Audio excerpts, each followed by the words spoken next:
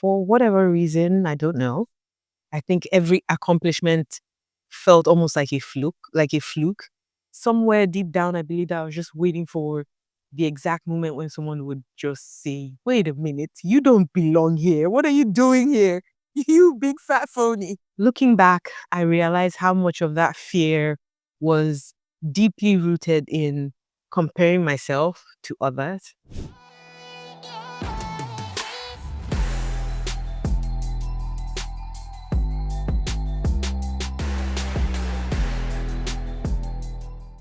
Hello and welcome back. Welcome to 2025. It's fantastic to see you on the other side of 2024. I just wanted to say Happy New Year to everyone who is here. Hi, my name is Nkem. I love to simplify things, whether it's breaking down complex ideas or untangling life's challenges. I believe that simplicity gives me an edge. But let me just be honest. Simplicity wasn't always a part of my story. In fact, it was just 2 years ago I was consumed by imposter syndrome and self-doubt. I always have had to deal with that challenge over time, like forever, I think.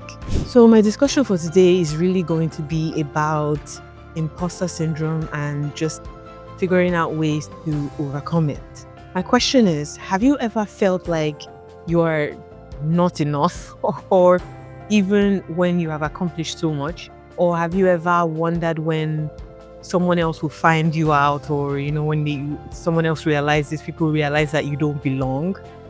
I think that I've been there multiple times, and imposter syndrome is something that so many of us face. And today I just want us to share, I want to share my journey of how I've worked to overcome it and how I've just gotten to learn to trust myself.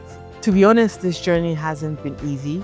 It's one that I think that so many of us can relate to. So let's talk about how I got here and how you can do that too. I was always second guessing myself. For whatever reason, I don't know. I think every accomplishment felt almost like a fluke. Somewhere deep down, I believe that I was just waiting for the exact moment when someone would just say, "Wait a minute, you don't belong here. What are you doing here? You big fat phony." Looking back, I realized how much of that fear was deeply rooted in comparing myself to others.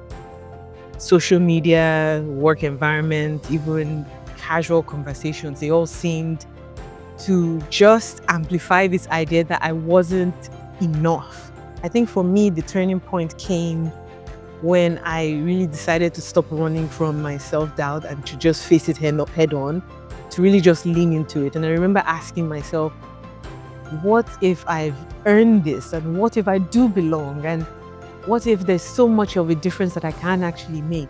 I started journaling to capture my achievements, no matter how small they were. I surrounded myself with people who were very supportive and who constantly reminded me of my value when sometimes I couldn't even see it for myself. And I started just doing the work, not for validation, but to prove to myself that I could. I learned that self-doubt doesn't disappear overnight. It really doesn't. Instead, sometimes it shows up in whispers, I think. But I've grown stronger in recognizing this and in sometimes even challenging it.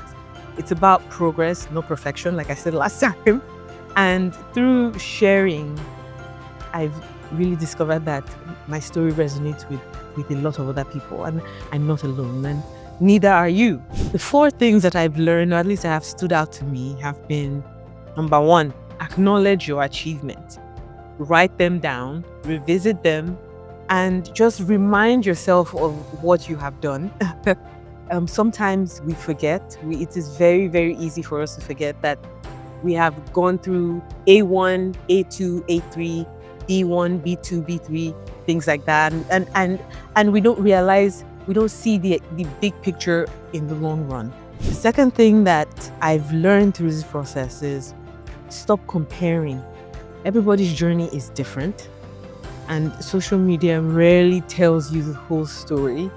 Sometimes we see what other people are doing and we're just like, their life is just so much better. It is a lie. They are lying to you. In the process of kind of figuring this stuff out, I had to take a step back from social media and from just looking and comparing. I think it is human nature to kind of compare and to look at what other people are doing and to evaluate ourselves based off of what other people are doing and dealing with this imposter syndrome. It is very important to not compare yourselves to other people. The third thing is to accept compliments. I had such a big problem accepting compliments. Instead, I would deflect it. So instead of deflecting, just say thank you. I understand how it can be sometimes difficult to step into the limelight, and that's something that I still deal with on a daily basis. But when people acknowledge that you have done something, or when people recognize the effort that you have put towards something, just accept it and own it. Find people who are able to not just lift you up, but reflect your strength back to you. And this doesn't necessarily have to be like family members, it doesn't have to be friends. You just have to find people who have the same interest, people who share the same values as you. They don't always have to be blood related. They don't even have to be friends. Sometimes you just find commonality with people who are very different from yourself, but who share a common goal or who share like a common mindset. Hopefully it's not the negative mindset, but who share something in common that they can reflect back that, oh, this is your strength and this is how you're doing, and give you that support that sometimes we often generally need. You need to take the first step, whether it's speaking up in a meeting, creating your first video. I think that action builds a lot of confidence. Now that we're entering 2025, I'm not saying I've completely silenced that self-doubt. It still shows up, but I've learned so much, and I've learned to work through it, to remind myself that I've come this far for a reason. And I think that if you are struggling with this imposter syndrome as well, that you need to remember this, that you're not alone, and you are more capable than you think. You're more capable than you know. The fact that you are here listening to this means that you already are taking steps towards growth. And I think you need to keep going. What I want to ask is, what's one thing that you've done recently that you are proud of, even if it feels very small? I want you to own it. I want you to share it. Share it in the comments. I'd love to celebrate with you. And if this video resonated, I would like it if you could give it a thumbs up. And always, this is a great space where we can always share stories and insights.